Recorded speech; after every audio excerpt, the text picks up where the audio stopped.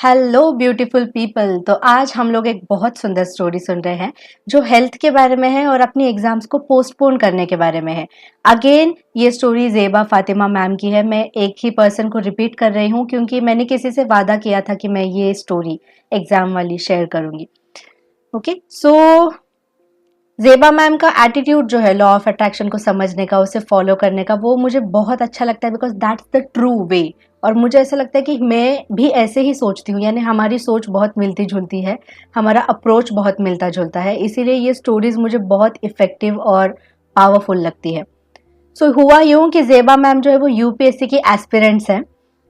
मैंने अभी टीवीएफ की एस्पिरेंट सीरीज देखी है यूट्यूब पे, इसलिए मैं बहुत कनेक्ट कर रही हूँ उनकी फीलिंग्स से। तो मेंस की जो एग्जाम है वो उसकी डेट आ गई थी, प्री इनका क्लियर हो चुका था। और तभी क्या हो गया कि इनकी तबीयत बहुत खराब हो गई और इन्हें ई कोलाई हो गया। ई कोलाई एक बैक्टीरियल इन्फेक्शन जैसा है जिसमें बहुत सारी चीज़ें होती है, जैसे फटीग यानी कि एक्सट्रीम थकावट थकावट आना, या फिर डायरिया होना, उल्टियाँ होना, निमोनिया होना, ऐसे बहुत सारा वो बढ़ते जाता है if you don't cure it on time. अब एग्जाम्स की डेट आ गई थी। बैड हेल्थ में अगर एग्जाम देंगे तो उसका असर हमारे परफॉर्मेंस पे भी होगा।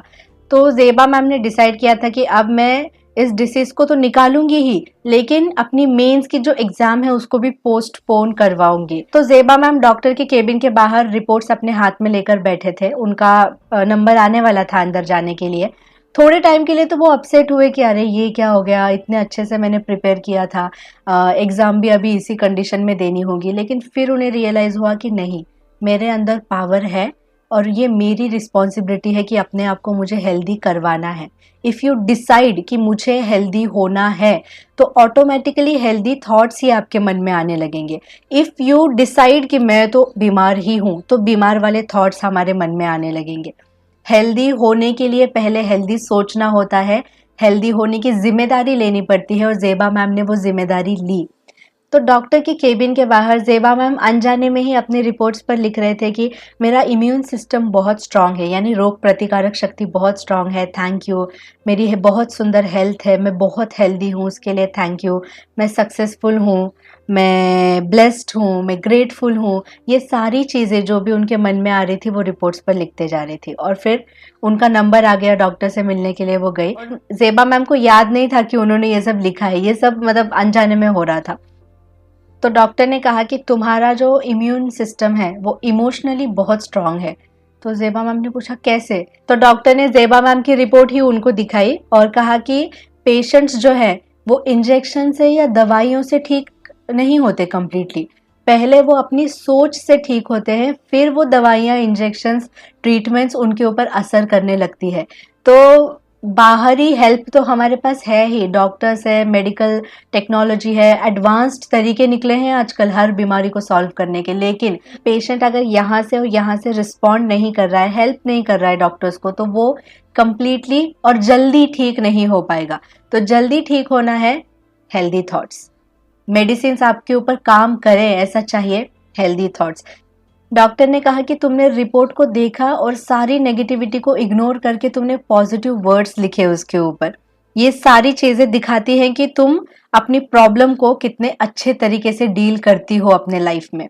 और ज़ेबा मैम की दूसरी सबसे सुंदर बात यह है कि उन्होंने अब इस बारे में, उन्हें ई कोलाई हो चुका है, इस बारे में उन्होंने किसी को भी नहीं बताया, सिर्फ अपने हस्बैंड को बताया था। क्योंकि सोचो, मतलब मैंने 100 लोगों को बताया है कि मुझे ये है वो है, तो उतने लोग उस बारे में सोचेंगे, हो इसको ये है, इसको ये है, इसको, तो उतनी सारी फालतू में नेगेटिविटी फैल रही है हर जगह, इसलिए उन्होंने किसी को नहीं बताया। उन्हें तो इंजेक्शंस लेना, ट्रीटमेंट लेना, ये सब जब वो कर रही थी तो ज़ेबा मैम बहुत हैप्पी थी। वो कॉमेडी शोज देखती थी, जोक्स क्रैक करते थे, हंसमुख इंसान रहती थी हमेशा। और इस पॉजिटिविटी ने उनकी हेल्प की उस डिसीज को ठीक करने में। ये मैं इतना अच्छे से यानी डिटेल में क्यों एक्सप्लेन कर रही हूँ, क्योंकि इस वक्त हमें हेल्थ वाली सक्सेस स्टोरीज की बहुत ज़रूरत है। अब ज़ेबा मैम का जो दूसरा इंटेंशन था एग्ज़ाम को पोस्टपोन करने वाला, तो वो हर रोज़ विजुअलाइज करती थी कि उनकी एग्ज़ाम पोस्टपोन हो गई है, ऐसी नोटिस उन्हें मिल रही है। डजेंट मैटर, हाँ, फ़र्क नहीं पड़ता कि आप कौन से तरीके से विजुअलाइज कर रहे हो, क्या विजुअलाइज कर रहे हो और क्या फील कर रहे हो, वो सबसे ज़्यादा इम्पोर्टेंट है। तो ज़ेबा मैम का इंटेंशन था कि एग्ज़ाम पोस्टपोन होने वाली नोटिस उन्हें मिल रही है। साथ ही साथ वो अपनी बेटर हेल्थ भी सोचते थे और ये भी सोचते थे कि मेरा जो एग्ज़ाम सेंटर है वो बहुत नज़दीक आएगा, मेरे घर से 2-3 किलोमीटर पर होगा। जितने भी इन्विजिलेटर, सुपरवाइज़र, एग्ज़ामिनर होंगे वो बहुत अच्छे और पोलाइट होंगे, क्योंकि कभी-कभार ऐसी बड़ी-बड़ी एग्ज़ाम्स जब हम देने जाते हैं, मुझे भी ये डर लगता है कि पता नहीं है सुपरवाइज़र कैसे होंगे, क्योंकि कुछ लोग डिटेल इन्फॉर्मेशन नहीं बताते। वो ऐसे अज्यूम कर लेते हैं कि बच्चों को सब पता होगा, ये तो बड़े लोग हैं, इन्हें सब आता होगा, पहली बार थोड़ी एग्ज़ाम है, ब्ला ब्ला। ज़ेबा मैम ये भी सोचते थे कि मैंने जो क्वेश्चंस प्रैक्टिस किए हैं टेस्ट सीरीज़ में, उसी के ऊपर बेस्ड क्वेश्चंस आ रहे हैं। अब अगर किसी को ये नहीं पता है कि ये कैसे विजुअलाइज़ करना है, मैंने अभी रियलाइज़ किया कि ऐसे बहुत सारे लोग हैं जिनको नहीं समझ में आता कि ये सीन्स कैसे देखने हैं मन में, और मैंने अब तक ये एक्सप्लेन नहीं किया क्योंकि मुझे लगता था ये तो कॉमन है, सब लोग ऐसे ही करते होंगे। तो ऐसा नहीं है, तो मैं बताती हूँ। एग्ज़ाम्स में सारे क्वेश्चंस वही आ रहे हैं, ये कैसे विजुअलाइज़ करें। आपका टॉपिक्स आपको पता है मेन टॉपिक्स कौन से हैं, राइट? तो आप अपने सामने एक पेपर इमेजिन करिए, प्रिंटेड क्वेश्चंस होते हैं ना, तो यहाँ पे आपकी फीलिंग्स, आपका रिएक्शन ज़्यादा इंपॉर्टेंट है। समझो ऐसे आप क्वेश्चन पेपर पढ़ रहे हो, सिर्फ अपनी फीलिंग्स पे ध्यान देना। आप क्वेश्चन पेपर पढ़ रहे हो एंड यू आर लाइक, ये तो मैंने पढ़ा है, ये भी मैंने पढ़ा है, ये भी मैंने पढ़ा है। अब आपको आंखों के सामने कौन से क्वेश्चंस दिख रहे हैं इंपॉर्टेंट नहीं है, बस आपने का जो टॉपिक है उस टॉपिक का एक वर्ड खाली विजुअलाइज करना। जैसे समझो लॉ ऑफ अट्रैक्शन का पेपर है, तो मैं देखूंगी फर्स्ट क्वेश्चन विजुअलाइजेशन, हाँ ये तो मुझे आता है, स्क्रिप्टिंग आती है, अफर्मेशन आता है, इस तरीके से। तो वो आता है और happy feeling, that feeling is important. आंखों के सामने भले ही कुछ भी दिखे। ओके अभी जब मेरी एग्जाम थी तो मैं पहले तो कंफ्यूज थी कि कंप्यूटर वाला सोचूं या पेपर वाला सोचूं, कैसे सोचूं। मैंने बोला छोड़ो, जो भी होगा मुझे तो सब आता होगा। और एग्जाम में वैसे ही हुआ। कुछ कुछ क्वेश्चन के आंसर मैंने तुक्के मारे थे एग्जाम में, लाइक गेस करके लिखे थे, और जब मैंने बाहर आके उनको टैली किया हर एक आंसर राइट था। And I was literally shocked, मुझे गूज़बम्प्स आ गए थे तभी कि व्हाट। ओके सो एक हफ्ते बाद उनको ये नोटिस मिल गई कि एग्जाम पोस्टपोन हो चुकी है। और अब तो क्या बल्ले बल्ले ही थी, वो अपना प्रिपरेशन के लिए 1 मंथ का और टाइम उनको मिल गया रिवाइज करने के लिए। उनकी हेल्थ भी बेटर होते जा रही थी, सारी मेडिसिन वो लेते जा रही थी। और ओ गॉड, जब उनका हॉल टिकट आया, एडमिट कार्ड आया, तो उनका जो सेंटर था वो 3 किलोमीटर के डिस्टेंस पर ही था उनके घर से। अच्छा इन्होंने एग्जाम दे दी क्या? तो जितने भी एग्जामिनर थे वहां पे, जितने भी लोग थे वो बहुत अच्छे थे, और उनके जो क्वेश्चंस आए थे वो उनकी ही रिवीजन नोटबुक से आए हुए थे ना। दैट पॉइंट वाज लाइक, वो कहते हैं कि my story has not ended here, I will continue sharing success story of my main exam, interview and final exams. Zeba ma'am कह रही हैं कि वो शो ऑफ नहीं करना चाहती, वो बस हैप्पीनेस फैलाना चाहती हैं। अगर वो ये कर सकती हैं तो हम भी ये कर सकते हैं। More beautifully, more easily we all can do this. इस वक्त हम सबको अपनी हेल्थ का ध्यान रखने की बहुत ज़रूरत है, और उसी बीच में ये स्टोरी भी बहुत इंपॉर्टेंट है। इस स्टोरी के साथ साथ मैं अपनी भी एक अटैचमेंट लगा देती हूँ छोटी सी। मैं जब कोविड पॉजिटिव हो गई थी तो मैंने भी कुछ ऐसा ही किया था, उसकी फोटो भी मेरे पास अब तक है। मैंने कोरोना का मेरा जो एक्सपीरियंस है ना, उसका एक पूरा वीडियो बनाने का सोचा था, इसलिए मैंने सारी क्लिप्स, बिट्स सब कुछ लेकर रखा था, बट फिर मैंने सोचा I don't want to relive that negative experience, तो मैंने नहीं बनाई। पर वो फोटो मैं आपको यहाँ पे दिखाती हूँ।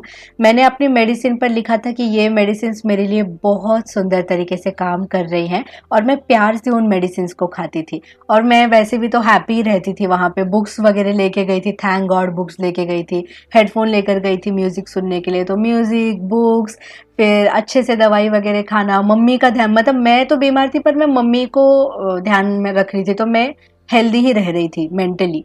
तो वो चीज़ ने भी मुझे बहुत हेल्प किया। किसी ने पूछा था मुझसे कि आप कैसे पॉजिटिव रहे ऐसी सिचुएशन में भी।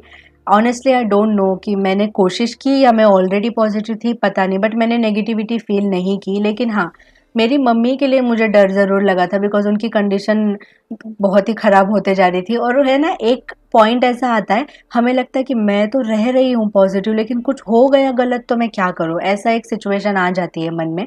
तब जब जब वो ख्याल मेरे मन में आया तो मैंने खुद को बोला नो, मैं डिसाइड करूँगी यहाँ पे क्या होने वाला है और क्या नहीं होने वाला है। और मेरे गुरु के जितने भी साधनाएं होती है ना, हम साधना करते हैं, आई डोंट नो उसे क्या कहते हैं, आई थिंक एक डीप मेडिटेशन होता है साधना। तो उसके ऑडियो क्लिप्स किसी ने मम्मी को भेज के रखे थे व्हाट्सएप पे, तो वो ऑडियो चलाकर हम रोज हॉस्पिटल में वहां पे साधना किया करते थे, दोनों मम्मी और मैं। महामृत्युंजय, श्री विद्या, संजीवनी, शांभवी, ये सारी शक्तियाँ की साधना हम वहाँ पे करते थे।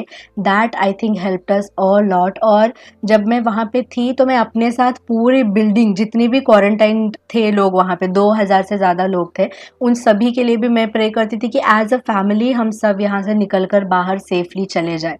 और जब दूसरों का भला हम चाहते हैं तो अपना खुद का भला होता ही है, वो भी एक फैक्टर आ गया। मैंने इसलिए नहीं प्रे किया कि मेरा भला हो, मैं जेन्युइनली, मैं जो फेस कर रही हूँ, मम्मी जो फेस कर रही है, वही वो सब लोग फेस कर रहे हैं। कुछ लोग ऑक्सीजन सिलेंडर्स लगाकर साथ थे, तो जब मैं देखती थी वो सिलेंडर्स इतने बड़े बड़े जाते हुए, it use to break my heart. तो इसीलिए सबके लिए भी मैंने प्रे किया। एंड डॉक्टर्स कहते हैं कि ये क्योर नहीं हो सकता, बहुत सीरियस है, लेकिन डॉक्टर्स का काम है ये कहना, वो जो साइंस है वो बता रहे हैं। लेकिन ये बात झूठ नहीं है कि ह्यूमन बीइंग्स और ह्यूमन की थॉट की पावर और ये पूरा यूनिवर्स साइंस से भी आगे है। आपको पता है साइंटिस्टों ने सिर्फ इतनों सा पार्ट की खोज की है, जितने सितारे, गैलेक्सीज, फलाना डिमकाना, जितना भी हमने ढूंढा है, वो इस पूरे ब्रह्मांड का एक छोटा सा भाग हम लोग ने ढूंढा है। अभी पूरा यूनिवर्स बचा है ढूंढने के लिए। अलग अलग करोड़ों सैकड़ों प्लैनेट्स होंगे, दूसरी धरती होगी कहीं पर, क्या पता, यू नेवर नो। ओके, सो ये इतना गहरा साइंस है, इतना गहरा साइंस है जिसको साइंस खुद समझ नहीं पाया है। तो डॉक्टर्स की बात को सुनो, पर उसे मान मत लेना कि अब ये ठीक हो ही नहीं सकता। कोई भी बीमारी ना इलाज नहीं होती है। You can cure everything with just one positive thought, one positive decision. दो चीजें हो गई, पर कर लेना। Okay, thank you so much for listening, watching and understanding me. आज एकदम न्यूज एंकर वाली फीलिंग आ रही है मुझे। यही थे आज के हेडलाइंस। मैं ईमन चंद्रा आपकी इजाजत लेती हूँ।